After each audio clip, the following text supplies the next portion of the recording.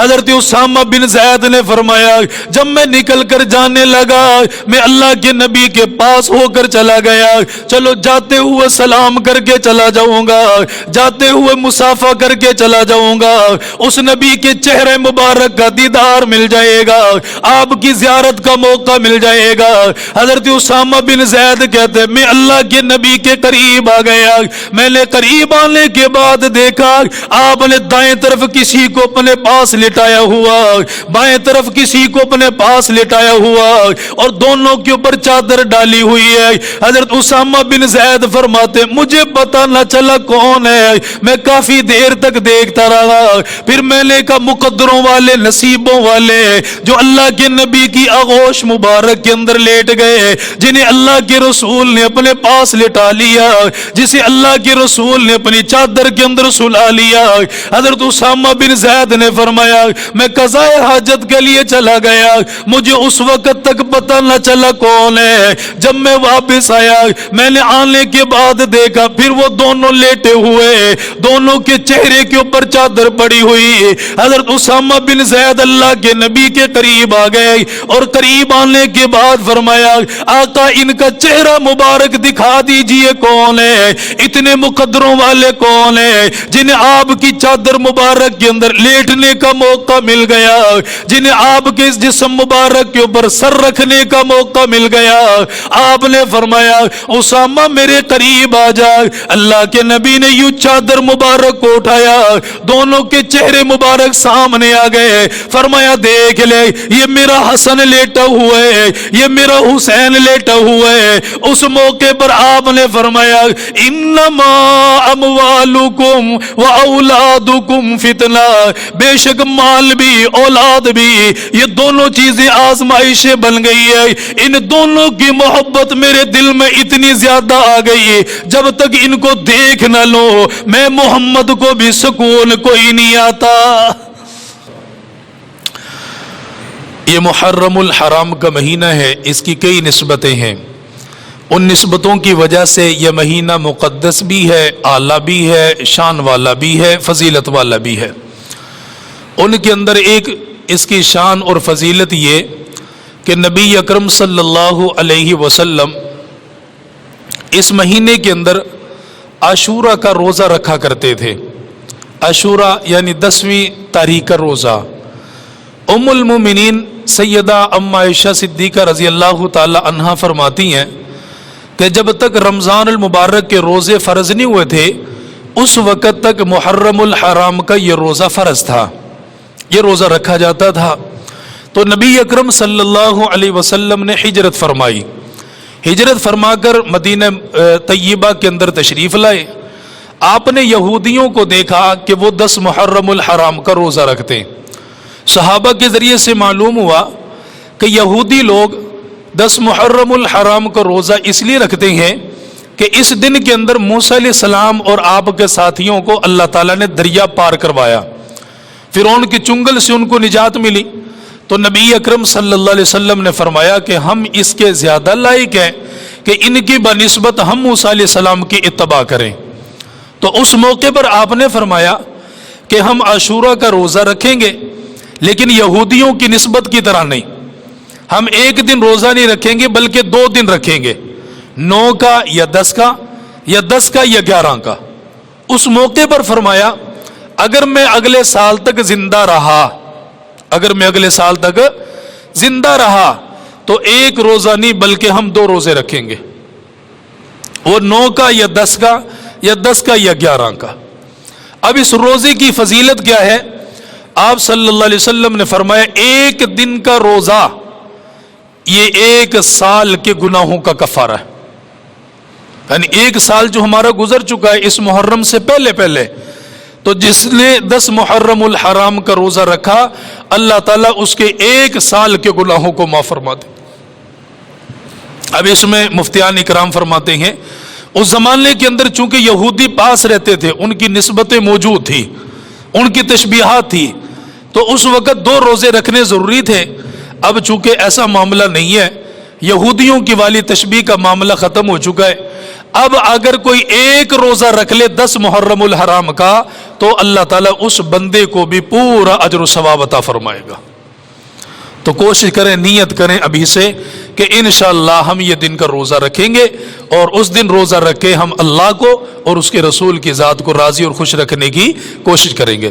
تو اس اعتبار سے یہ مہینہ بڑا افضل ہے، اس اعتبار سے یہ مہینہ بڑا افضل ہے. اور دوسرا اس کی نسبت یہ کہ اس مہینے کے ساتھ اسلامی سال کا آغاز ہوتا ہے، اسلامی سال کا آغاز ہوتا ہے. تو جب آدم علیہ السلام کو اللہ نے دنیا کے اندر بھیجا، اس وقت سے لے کر نبی آخر الزمان حضرت محمد صلی اللہ علیہ وسلم تک اللہ تعالیٰ نے اس مہینے کو مقدس رکھا. قرآن کریم کے اندر 12 مہینوں کا ذکر ہے، فرمایا ان میں سے یہ 4 مہینے بڑے مقدس ہیں.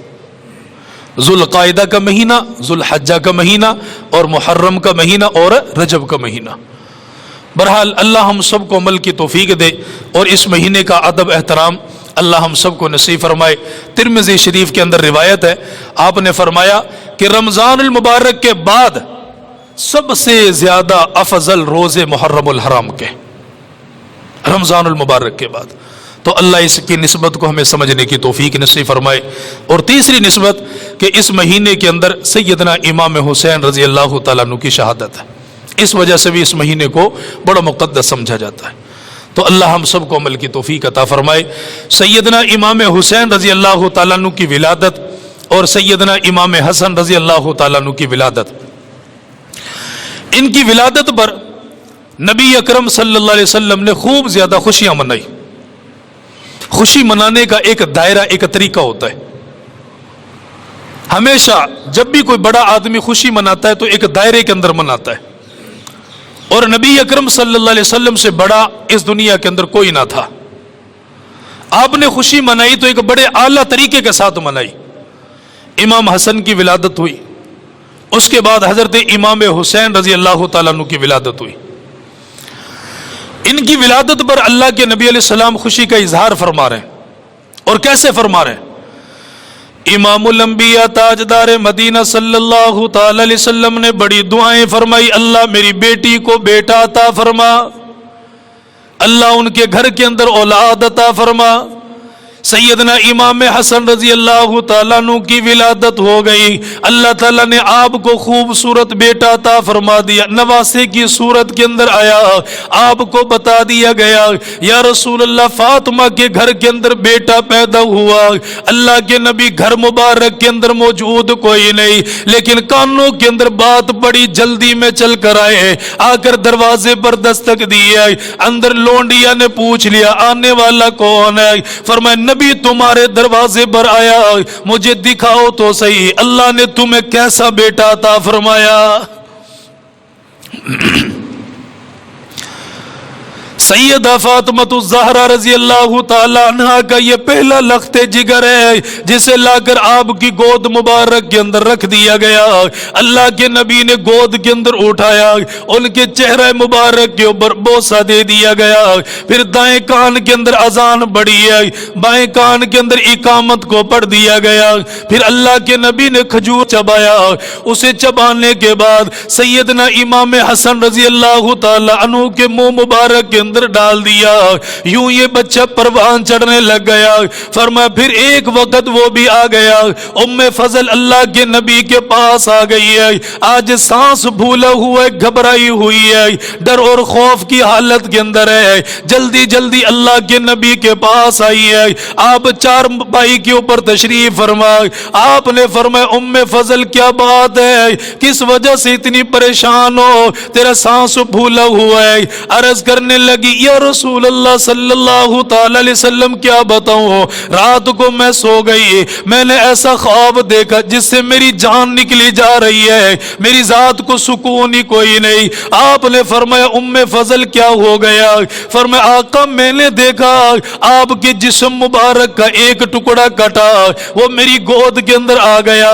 اللہ کے نبی نے یہ خواب مبارک سنا، آپ نے مسکرانا شروع کر دیا، چہرہ مبارک کے اوپر خوشی کے آثار آ گئے. ام فضل اور زیادہ پریشان ہونے لگ گئی.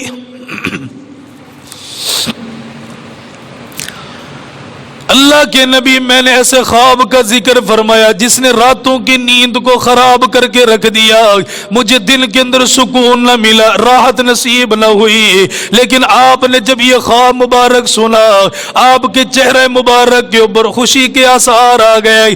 آپ نے ام فضل کو اپنے قریب بلایا اور قریب بلانے کے بعد فرمایا پریشان ہونے کی ضرورت نہیں ہے، گھبرانے کی ضرورت نہیں ہے، ان قریب ایسا وقت آئے گا اللہ تعالیٰ میری بیٹی کو ایک اور بیٹا عطا فرمائے گا، اسے تو اپنی گود کے اندر بھی اٹھائے گی، تجھے دودھ پلانے کا موقع بھی ملے گا، لوریاں سنانے کا موقع بھی ملے گا، اسے جھولا جھلانے کا موقع بھی ملے گا۔ سیدہ ام فضل نے جب یہ خواب کی حقیقت کو سن لیا، آ کر سیدہ فاطمہ کو بتا دیا، فرمایا وقت گزرتا ہوا چلا گیا، پھر اللہ نے احسان فرمایا سیدہ فاطمہ کی گود کے اندر امام حسین رضی اللہ تعالیٰ عنہ تشریف لے آئے، اللہ نے یہ بیٹا بھی ان کو عطا فرما دیا۔ اللہ کے نبی تشریف لے کر آئے، دیکھا سامنے حضرت علی المرتضیٰ بھی موجود ہے، آپ نے فرمایا علی مجھے دکھا اللہ نے کیسا بیٹا عطا فرمایا، میری بیٹی کو کیسا لخت جگر ملا۔ سیدنا علی المرتضیٰ نے گود کے اندر اٹھایا ہوا ہے، سفید رنگ کی چادر ڈالی ہوئی ہے، اللہ کے نبی کے قریب لے کر آ گئے، آپ نے دائیں کان کے اندر اذان پڑھی، بائیں کان کے اندر اقامت پڑھی، وہی تخنیق کا معاملہ بھی کر دیا گیا۔ پھر آپ نے فرمایا علی بتا تو صحیح اتنا پیارا بیٹا ملا، تو نے اس کا نام کیا رکھا؟ عرض کرنے لگے یا رسول اللہ میں نے اس کا نام بھی حرب رکھ دیا، اعلیٰ تلوار چلانے والا، میدان جہاد کے اندر جانے والا، جنگ لڑنے والا۔ آپ نے فرمایا علی اس کا نام حرب نہیں ہوگا بلکہ میں محمد نے اس کا نام حسین رکھ دیا۔ ان دونوں بچوں کے جب نام رکھنے کی باری آئی تو رسول اقدس صلی اللہ علیہ وسلم نے خود ان کا نام رکھا۔ حضرت حسن پیدا ہوئے، حضرت علی نے وہی نام رکھا حرب، چونکہ باپ جیسا ہو نام بھی ویسے ہی تلاش کرتا ہے۔ باپ بہادر تھا، جنگجو تھا، دلیر تھا، لڑنے والا تھا، کفار کے سامنے ڈٹنے والا تھا، تو اس لیے اس نے باپ بیٹے کا نام بھی ایسا ہی رکھا۔ آپ نے حضرت حسن کا نام چینج کیا اور فرمایا کہ نہیں آج کے بعد اس کا نام حضرت حسن ہوگا۔ حضرت حسین کی باری آئی، پھر حضرت علی نے پھر وہی پرانا نام رکھ دیا۔ آپ صلی اللہ علیہ وسلم نے فرمایا نہیں اس کا نام حرب نہیں ہوگا بلکہ اس کا نام کیا ہوگا؟ حسین رضی اللہ تعالیٰ عنہ، اس کا نام حسین ہوگا۔ جب یہ دونوں دنیا میں تشریف لائے، صحابہ فرماتے ننھے قدموں کے ساتھ جب یہ چلتے تو کئی دفعہ زمین کے اوپر گر جایا کرتے تھے، چھوٹے تھے، معصوم تھے، ان سے بڑی محبت فرماتے۔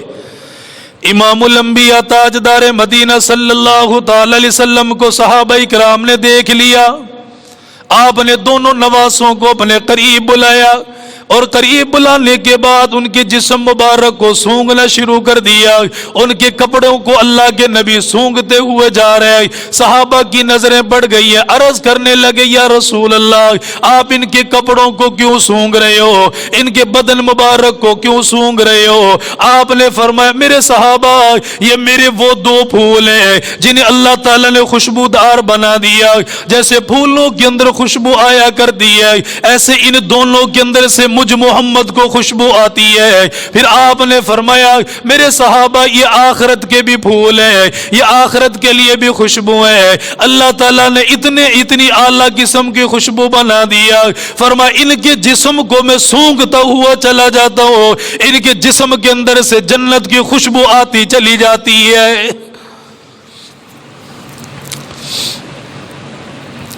حضرت اسامہ بن زید رضی اللہ تعالیٰ عنہ فرماتے ہیں دوپہر کا وقت ہے، میں اپنے گھر مبارک کے اندر سے نکل گیا، قضاء حاجت کے لیے جانے لگا۔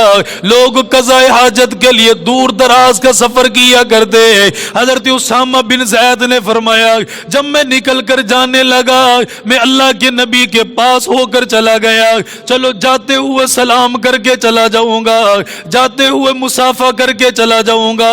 اس نبی کے چہرے مبارک मुबारक का दीदार मिल जाएगा, आपकी ज़ियारत का मौका मिल जाएगा। हज़रत उसामा बिन ज़ैद कहते मैं अल्लाह के नबी के करीब आ गया। मैंने करीब आने के बाद देखा आपने दाएं तरफ किसी को अपने पास लिटाया हुआ, बाएं तरफ किसी को अपने पास लिटाया हुआ और दोनों के ऊपर चादर डाली हुई है। हज़रत उसामा बिन ज़ैद फरमाते मुझे पता न चला कौन है, मैं काफी देर तक देखता रहा। फिर मैंने कहा मुकद्दरों वाले, नसीबों वाले जो अल्लाह के नबी की आगोश मुबारक के अंदर लेट गए, जिन्हें अल्लाह के रसूल ने अपने पास लिटा लिया, जिसे अल्लाह के रसूल ने अपनी चादर के अंदर सुला लिया।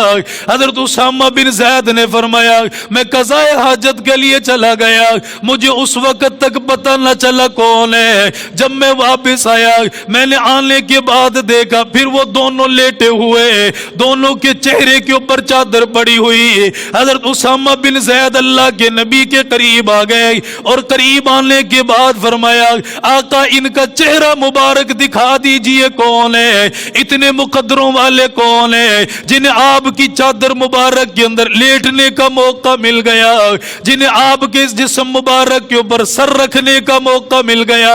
आपने फरमाया उसामा मेरे करीब आ जा।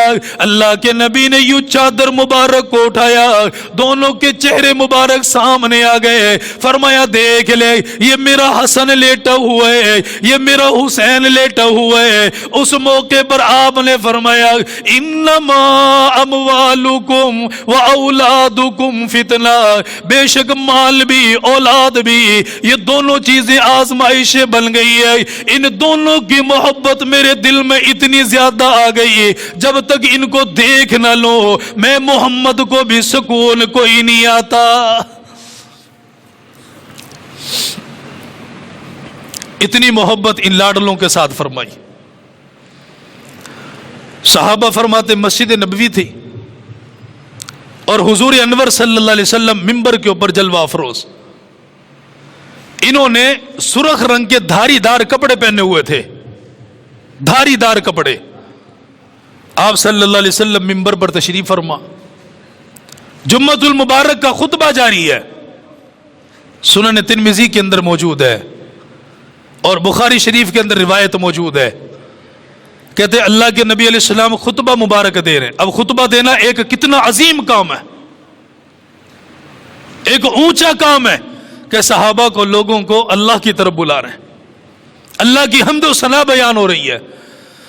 इमामुल अंबिया ताजदार मदीना सल्लल्लाहु ताला अलैहि वसल्लम ने देखा ये दोनों मासूम चलते चलते अल्लाह के नबी के करीब आने लगे। अब बच्चों की आदत हुआ करती है चलते चलते एकदम जल्दी से चलने लग जाएंगे, अपने कदमों को जल्दी जल्दी उठाने लग जाएंगे। इन्होंने अल्लाह के नबी को देखा, चेहरा मुबारक के ऊपर मुस्कुराहट आ गई, अल्लाह के नबी को देखकर मुस्कुराने लग गए। हमारा नाना सामने बैठा हुआ है, हमारा अब्बा जान सामने बैठा हुआ है। जल्दी जल्दी में भागने लगे, एक दूसरे से आगे निकलने लगे। फरमाया चलते चलते इनके पांव मुबारक को ठोकर लगी है। हजरत इमाम हसन रजी अल्लाह तआला अन्हु जमीन के ऊपर गिर गए। अल्लाह के नबी ने अबू बकर को नहीं बुलाया, आपने उमर को नहीं बुलाया, उस्मान को, अली को, तलहा, जुबैर को, बिलाल को नहीं बुलाया। मेरे सहाबा तुम वो जो मेरे लिए कुर्बानियां देने के लिए आए हो, मेरे सहाबा तुम वो जो मेरे नाम पर मर मिटने के लिए आए हो। ये सामने देखो मेरे नवासे पड़े हुए, इनको उठाकर मेरे पास लेकर आ जाओ। अल्लाह के नबी ने किसी को नहीं फरमाया बल्कि खुद मिंबर मुबारक को छोड़ दिया। सहाबा के दरमियान से निकलते निकलते बाहर आ गए। आपने हजरत इमाम हसन को उठा लिया, इमाम हुसैन को गोद में ले लिया और गोद में लेने के बाद उनको यूं अल्लाह के नबी चलते रह गए। फिर मिंबर मुबारक के ऊपर आकर बैठ गए। उस मौके के ऊपर दो जुमले इरशाद फरमाए, फरमाया मेरे सहाबा सुन लो, मैं इनसे मोहब्बत करता हूं। फिर اللہ کی طرف مخاطب ہو گئے، آسمان کی طرف چہرہ مبارک اٹھا لیا، فرمایا اللہ مجھے ان دونوں سے محبت ہے، اللہ مجھے ان دونوں کے ساتھ پیار ہے، اللہ مجھے ان دونوں کے ساتھ بڑی شفقت ہے، اللہ میں دعا کر رہا ہوں جو آپ بھی ان کے ساتھ محبت فرما دیجئے، اور جو ان کے ساتھ پیار کرے گا اللہ آپ بھی ان کے ساتھ پیار فرما دیجئے۔ صحابہ فرماتے چہرہ مبارک چمکنے لگ گیا۔ وہ کون سا صحابی تھا جو ان کے ساتھ پیار نہ کرتا؟ وہ کون سا صحابی تھا جو ان کے ساتھ اللہ کے نبی کی محبت نہ کرتا؟ فرمایا صحابہ نے اتنی محبت فرمائی ہے، آج موقع مل گیا، آج جس کے دل کے اندر بھی حسین کی محبت ہے، حسن کی محبت ہے، اللہ اس سے محبت فرما رہا ہے، اور محبت کا تقاضا یہ ہے اللہ اس کے گناہوں کو معاف کرتا جا رہا ہے۔ اللہ اپنے بندوں سے محبت کیسے کرتا ہے؟ یا تو رحمت دیتا ہے یا گناہ معاف کرتا ہے۔ جس کے گناہ ہیں اس کے گناہ معاف ہوتے ہیں، اور جو رحمت کا طلبگار ہے اسے رحمت عطا فرماتا ہے۔ تو اس موقع پر فرمایا اللہ میں ان سے محبت کرتا ہوں، آپ ان سے محبت فرمائیں، اللہ جو ان سے محبت کرے آپ ان سے بھی محبت فرما دیجئے۔ ایمانداری کے ساتھ بتاؤ، میں نے آپ نے حضرت امام حسن حسین کو دیکھا بلا؟ ہم نے نہیں دیکھا، لیکن ہم طلبگار ہیں، اللہ خواب کے ذریعے دکھا دے تو میں سمجھتا ہوں کہ وہ دنیا کی سب سے بڑی دولت ہے۔ لیکن الحمدللہ اللہ کی ذات کا شکر ہے ہمارے دلوں کے اندر دونوں کی محبت موجود ہے، ہمارے دلوں کے اندر صحابہ کی محبت موجود ہے، ہمارے دلوں کے اندر اہل بیت کی محبت موجود ہے۔ کوئی شخص اہل بیت کو نہ مانے، صحابہ کو مانے، ایمان پورا نہیں۔ کوئی کہے میں صحابہ کو مانتا ہوں اہل بیت کو نہیں مانتا، تب بھی ایمان مکمل نہیں۔ ایمان کیسے مکمل ہوگا؟ نبی کے ایک ایک ساتھی کو مانے، ساتھ میں اہل بیت کو بھی مانے۔ حضرت امام حسن رضی اللہ تعالیٰ عنہ جنازہ پڑھا کر تشریف لائے، عمر مبارک تھوڑی زیادہ ہو چکی تھی۔ کہتے ہیں کہ جب جنازہ مبارک پڑھا کر یہ واپس تشریف لائے تو پاؤں مبارک کے اوپر گرد و غبار لگ گیا۔ ہوتا ہے ایسا، جو انہوں نے جوتا پہنا ہوا تھا اس جوتے کے اندر گرد و غبار لگا، اور ایسا وقت تھا کہ سر مبارک کے اوپر ایک پگڑی باندھی، بڑی پگڑی وہ باندھتے تھے، وہ باندھی ہوئی تھی۔ راستے کے اندر آتے آتے طبیعت تھوڑی بوجھل ہو گئی، بخار چڑھ گیا۔ اب جب بخار چڑھ جائے تو اس وقت آدمی تھوڑا نڈھال ہو جایا کرتا ہے اور کمزوری بھی محسوس کرتا ہے۔ سیدنا امام حسین رضی اللہ تعالیٰ عنہ جنازہ پڑھانے کے بعد واپس تشریف لائے، آتے ہوئے تھکاوٹ کی وجہ سے راستے کے اندر بیٹھ گئے، جسم مبارک کے اوپر بخار طاری ہو گیا۔ حضرت عبداللہ بن مسعود رضی اللہ تعالیٰ عنہ تشریف لے کر آئے، جن سے ایک روایت نہیں بے شمار روایتیں موجود ہیں، ان روایتوں کو نقل کر کے آگے امت تک پہنچا کر چلے گئے۔ اللہ کے نبی نے فرمایا میرے بیٹو حسن و حسین یہ تمہارا چاچا ہے، آئندہ کے بعد چچا کے نام سے اسے پکارنا۔ اتنا ادب احترام آپ نے سکھا دیا۔ بچہ جب بھی ادب سیکھے گا، احترام سیکھے گا، ماں کی گود کے اندر سیکھے گا، نانا کا ادب بتایا جائے گا، نانی کا ادب احترام بتایا جائے گا، دادا جان کا رتبہ بتایا جائے گا، دادی جان کے بارے میں بتایا جائے گا، یہ تیری دادی ہے اس کے ساتھ ایسی بات کرنی ہے۔ جب بچہ ماں کی گود کے اندر آئے، سب سے پہلا سکول ماں کی گود ہوا کرتی ہے، سب سے پہلی یونیورسٹی ماں کی گود ہوا کرتی ہے، سب سے پہلا مدرسہ ماں کی گود ہوا کرتی ہے۔ حضرت فاطمہ نے اپنے بچوں کی تربیت ایسے فرمائی ہے۔ حضرت امام حسین نے کبھی صحابہ کو نام لے کر نہیں بلایا، بلکہ ان کو چچا کہہ کر بلایا کرتے تھے۔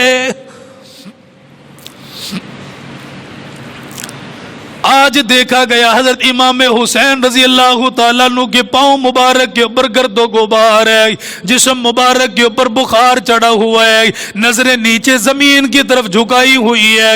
حضرت عبداللہ بن مسعود قریب آ گئے، یوں چہرے کے اوپر ہاتھ لگا کے دیکھا بخار چڑھا ہوا ہے۔ حضرت امام حسین کے اور زیادہ قریب آ گئے، دیکھا پاؤں کے اوپر گرد و غبار ہے، چہرے کے اوپر گرد و غبار ہے، داڑھی کے اوپر گرد و غبار لگا हुआ है। हजरत अब्दुल्ला बिन मसूद ने ये नहीं फरमाया मेरी चादर को लाया जाए, आपने ये नहीं फरमाया मेरे घर के अंदर से मेरा कपड़ा लाया जाए। कुर्बान जाऊं कैसी निस्बत सहाबा को मिली है, कुर्बान जाऊं कितना अदब एहतराम मिल गया।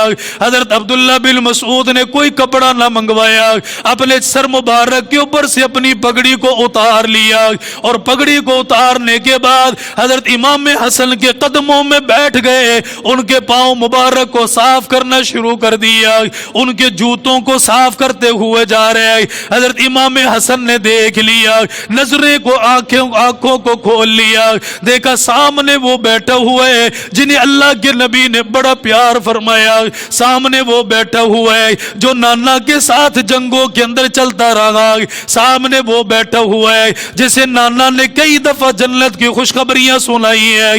हजरत इमाम हसन ने देखा हैरान हो गए, हजरत इमाम हुसैन देखकर हैरान हो गए। आपने दामन मुबारक पकड़ लिया, फरमाया चाचा यूं ना करो, आप उम्र के अंदर ज्यादा हो। आपने सर मुबारक से पगड़ी को उतार लिया, मेरे पांव को साफ करते जा रहे हैं। हजरत अब्दुल्ला बिन मसूद भी रोने लग गए। आपने फरमाया बेटा ये काम मैं अपनी मर्जी के साथ नहीं कर रहा, मैंने अपनी पगड़ी को ले लिया, मैंने आपके पांव मुबारक को साफ किया, आपके जूतों को साफ किया, आपकी दाढ़ी मुबारक को साफ किया, आपके चेहरे मुबारक को साफ कर दिया।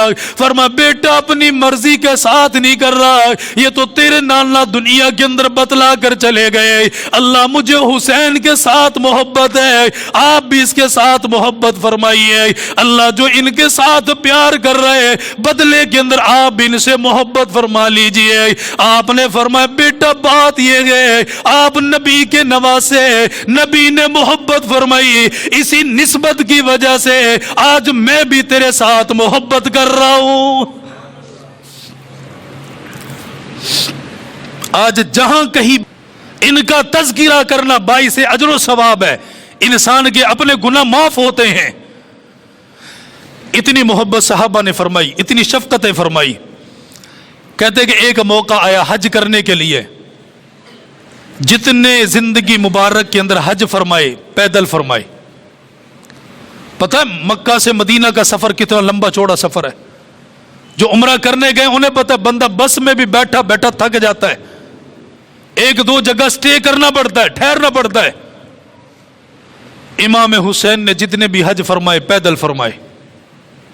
कभी आपने हज के दौरान सवारी को इस्तेमाल नहीं, इसका यह मतलब नहीं है कोई सवारी इस्तेमाल नहीं कर सकता, कर सकता। उनकी अपनी मोहब्बत थी, उनका अपना प्यार था, उनका अपना जज्बा था।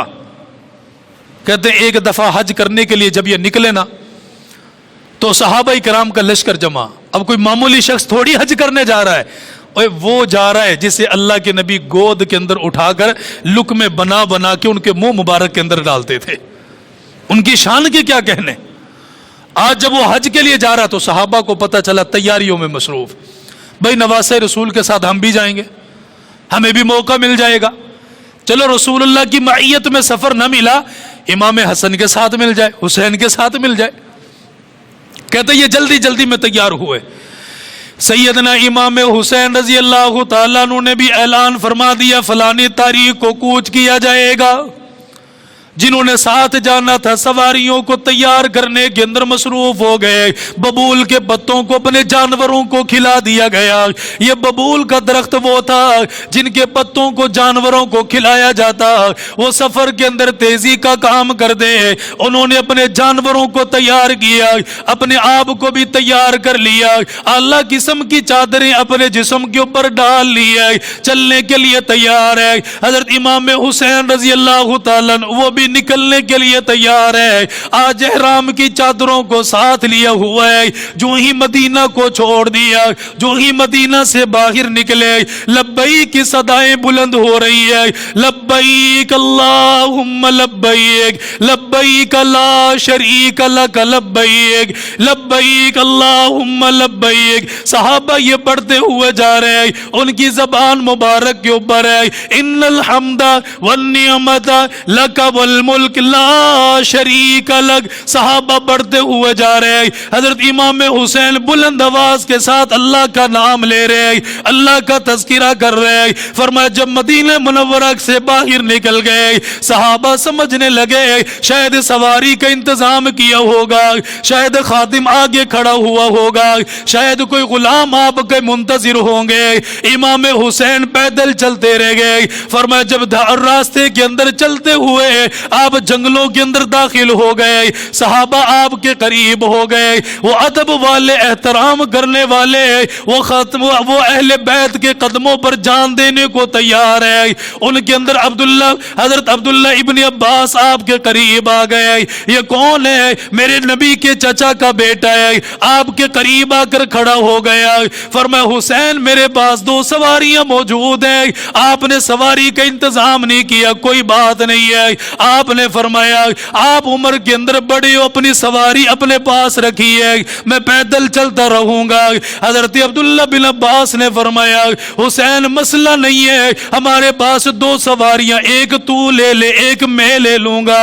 آپ نے فرمایا نہیں, میں حج کے موقع کے اوپر سفر کے اندر اپنی سواری کو استعمال نہیں کرتا. حضرت عبداللہ بن عباس بھی اپنی سواری سے نیچے اتر گئے, صحابہ کرام بھی نیچے اتر آئے. اللہ حضرت حسین کے قریب آنے کے بعد فرمایا حسین سن لے, اگر تو سواری کو استعمال نہ کرے گا, اگر تو پیدل چلتا رہے گا, ہم اتنے بڑے گستاخ نہیں ہیں کہ تیرے سامنے سواری کے اوپر سوار رہ گئے. تیرے نانا نے بڑی فضیلت بیان فرمائی ہے, تیرے نانا نے تیرے بڑے تذکرے فرمائے, تیرے نانا نے تیرے کان کے اندر اذان مبارک خود پڑھی ہے. فرمایا بیٹا ہم یہ نہیں کر سکتے. صحابہ نے اپنی سواریوں کو چھوڑ دیا, امام حسن کے ساتھ پیدل چلتے رہ گئے. کسی نے پوچھ لیا حسین اتنا لمبا چوڑا سفر پیدل, فرمایا مدینے کے اندر چلے گئے, پھر مدینہ سے مکہ بھی آ گئے, یہ سفر کیسے گزر گیا, تھکاوٹ نہیں ہوئی ہے؟ آپ نے فرمایا جب مدینے سے مکہ چلا, اللہ کے گھر کا دیدار میرے دل کے اندر تھا, وہاں جاؤں گا زیارت کا موقع ملے گا. فرمایا یہ پیار میرے دل کے اندر بڑھتا چلا گیا, مجھے تھکاوٹ کا موقع نہ ملا. جب مکہ سے میں واپس آنے لگا, پھر میرے دل کے اندر یہ بات پیدا ہو گئی مدینے کے اندر رسول اللہ موجود ہے, وہاں جاؤں گا, اپنے نانا کی قبر مبارک کے پاس چلا جاؤں گا. فرمایا مکہ کے اندر یہ سوچا مجھے پتہ ہی نہیں چلتا میرا یہ سارا سفر کیسے طے ہو جایا کرتا تھا. اللہ یہ محبت ہمیں بھی نصیب فرما دے, اللہ یہ پیار ہمیں بھی نصیب فرما دے. تو آج کے محرم کے اندر جو کام کرنے والے کام ہیں وہ یہ ہے کہ حضرت حسین رضی اللہ تعالیٰ عنہ کی سیرت کو فالو کیا جائے, آپ کی سیرت کو سمجھا جائے. میں آپ سے صرف 1-2 منٹ میں بات پوچھتا ہوں, ہم محرم کو منحوس سمجھتے ہیں یا مقدس سمجھتے ہیں بھائی؟ بتاؤ بھائی. دیکھیں نا, جو چیز عام ہو جائے نا اس کا رد کرنا بہت ضروری ہے, چاہے اس کے رد کے اندر کچھ بھی ملے, کچھ بھی کوئی کہے, اس کا رد کرنا بہت ضروری ہے. ہم محرم کے مہینے کو منحوس سمجھتے ہیں یا مقدس سمجھتے ہیں بھائی؟ ہاں جی, ہم اس مہینے کو مقدس سمجھتے ہیں, لیکن جو منحوس سمجھتا ہے اس کی اپنی نسبت ہے. اچھا وہ اس مہینے کو منحوس سمجھتا ہے کیوں؟ اس میں وہ شادیاں نہیں کرتا, اس مہینے کے اندر وہ بیان نہیں کرتا, اس مہینے کے اندر وہ خوشیاں نہیں مناتا. میں کہتا ہوں اس مہینے کے اندر نبی علیہ السلام نے حضرت حفصہ کے ساتھ نکاح فرمایا, تو بتاؤ وہ نکاح غلط تھا یا ٹھیک تھا؟ اچھا اس مہینے کو منحوس سمجھتے ہیں اس کی وجہ کہ اس مہینے کے اندر 10ویں تاریخ کو حضرت امام حسین کی شہادت ہوئی. کس تاریخ کو بھائی؟ حضرت امام, سب کو یاد ہے امام حسین کا بڑا بھائی کون تھا؟ اب تو دیکھو نسبتوں والے, میں نے 2 باتیں سنائی ہیں, ان سے محبت کرنے والا, ان کا تذکرہ کرنے والا اللہ کو محبوب ہے, اللہ ان کے گناہ معاف کرتا ہے. حضرت امام حسین کے بڑے بھائی کا نام کیا ہے بھائی؟ سب کی آواز نہیں آئی بھائی. حضرت حسین رضی اللہ تعالیٰ عنہ کے بڑے بھائی کا نام کیا تھا؟ حضرت حسن رضی اللہ تعالیٰ عنہ. اچھا امام حسین بھی شہید ہوئے, حضرت حسن بھی شہید ہوئے, لیکن بدقسمتی دیکھو, اتنا ظلم تو نہ کرو یار, اتنی زیادتیاں تو نہ کرو. ایک کی تاریخ یاد رکھو اور ایک کو بھلائی دو, ایک کو تاریخ کے صفحے کے اندر ایسے بھلا دو کہ جیسے اس کا کوئی تعلق ہی نہیں ہے حضرت حسین کے ساتھ. بڑا بھائی ہے نا, بڑے بھائی کا ادب احترام کتنا وقت ہوتا میں بتاتا. حضرت حسین کی شہادت 10 محرم کو اور حضرت امام حسن رضی اللہ تعالیٰ عنہ کی شہادت ہے ربیع الاول کو. کس ربیع الاول کو ہے؟ اس ربیع الاول کے اندر تو جشن مناتے ہیں ہم. وہاں تو ہم سگائیاں کرتے ہیں، شادیاں بھی کرتے ہیں، لین دین بھی کرتے ہیں، سارے معاملات ہوتے ہیں. تو پھر وہ معاملات کرنا جائز ہوں گے کہ نہیں ہوں گے بھائی؟ دیکھو یار، یا تو انصاف کرو. انصاف کا تقاضا تو یہ نا، ادھر یاد نہیں ہے یہاں یاد ہے. اور حضرت امام حسن کو آپ کو پتہ ہے 3 دفعہ انہیں زہر دیا گیا، تڑپ تڑپ کر دنیا کے اندر سے چلے گئے. کیا ان کا تڑپنا یاد نہیں ہے یار؟ وہ خون کی الٹیاں یاد نہیں ہیں؟ وہ ان کا خون کے اندر لت پت ہونا یاد نہیں ہے؟ ان کی شہادت کو بھلا دیں، ایک کی شہادت کو یاد رکھیں. یہ زیادتی ہے، یہ ظلم ہے.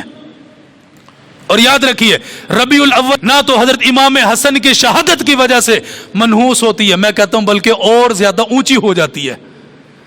اور ایسے ہی 10 محرم الحرام حضرت امام حسین رضی اللہ تعالیٰ عنہ کی شہادت سے منحوس نہیں ہوتا، بلکہ اس کے اور 4 چاند لگ جاتے ہیں، اور 4 چاند لگ جاتے ہیں. آج بھی ان کا پیروکار وہی ہے جو حضرت حسین کی سیرت کو اپنائے ہوئے ہے. اور یاد رکھیے کوئی چیز جسے اللہ نے حلال کہہ دیا اور جسے اللہ نے حرام کہہ دیا، اپنی مرضی کے ساتھ کسی کو حلال اور حرام نہ کرو. یہ قرآن کو رد و بدل کرنے کے اندر ہے. 27واں پارہ 28واں پارہ جس میں اللہ فرما رہا ہے یا ایھا النبی لما تحرم ما احل اللہ لک. جب نبی کو اختیار نہیں کوئی چیز حلال ہے وہ حرام کہہ سکے، کوئی حرام ہے وہ حلال کہہ سکے، تو عام امتی کو اختیار ہو سکتا ہے بھائی؟ نہیں ہو سکتا. اللہ ہم سب کو عمل کی توفیق دے. بس ایک کام کرنا ہے، اس پورے محرم کے مہینے کے اندر بلیک قسم کا سوٹ نہیں پہننا، سیاہ سوٹ نہیں پہننا. اس کی وجہ یہ ہوتی ہے کہ لوگ غم کرنے والے وہ سوٹ پہنتے ہیں. تو آپ اللہ کے گھر میں بیٹھے ہو، تحیہ کر کے جاؤ، وعدہ کر کے جاؤ.